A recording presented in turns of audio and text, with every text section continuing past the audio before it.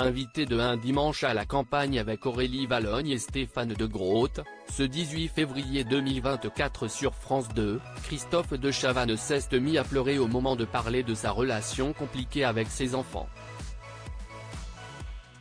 Même après des années, sa peine semble toujours aussi grande.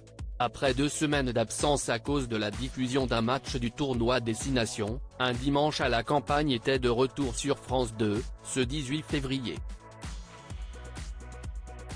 Pour l'occasion, Frédéric Lopez a reçu 3 nouvelles personnalités pour un week-end over, propice aux confidences.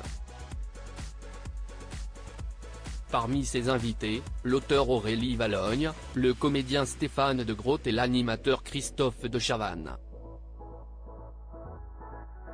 Ce dernier, qui vient de publier son autobiographie intitulée Sans transition, Flammarion.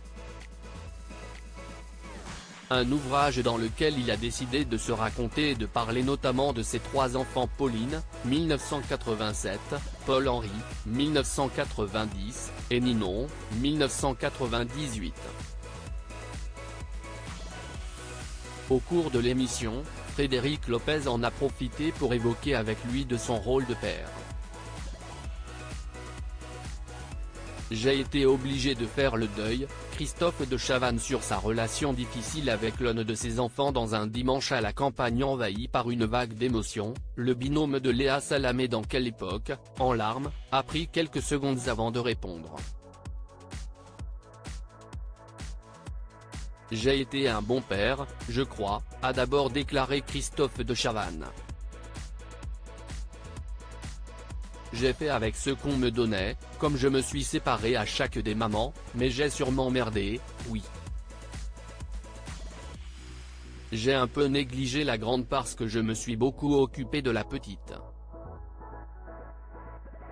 Pour mon fils, si est plus compliqué, a-t-il avoué. Paul-Henri est la raison de sa grande émotion dans l'émission. Si est très difficile d'en parler. Je ne peux pas dire que je n'aille pas 3 enfants parce que j'en ai 3, que j'aime autant, mais il y en a un dont j'ai été obligé de faire le deuil. Il n'est pas mort. Il est vivant, mais il n'est plus là.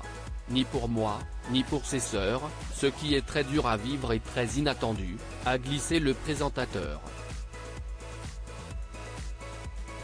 Je l'ai vu 5 minutes en 2015. Christophe de Chavannes a coupé les ponts avec son fils Paul-Henri pendant la séquence. L'animateur de 65 ans a ensuite confié avoir été très proche de son fils jusqu'en 2013 avant de révéler qu'il ne l'avait plus de contact avec lui depuis près de 10 ans.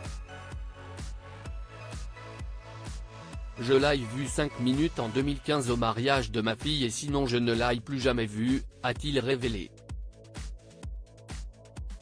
Malgré la douleur, Christophe de Chavannes ne ferme pas la porte à une possible réconciliation. S'il veut revenir, il va falloir qu'il se manie un peu le sait parce qu'il va être trop tard après.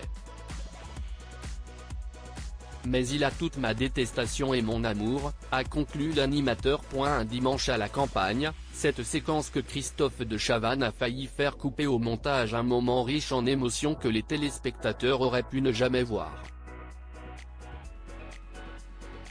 En effet, lors d'une interview accordée à nos confrères de Télé 7 jours, Frédéric Lopez a fait des révélations sur le tournage de l'émission avec Christophe de Chavannes.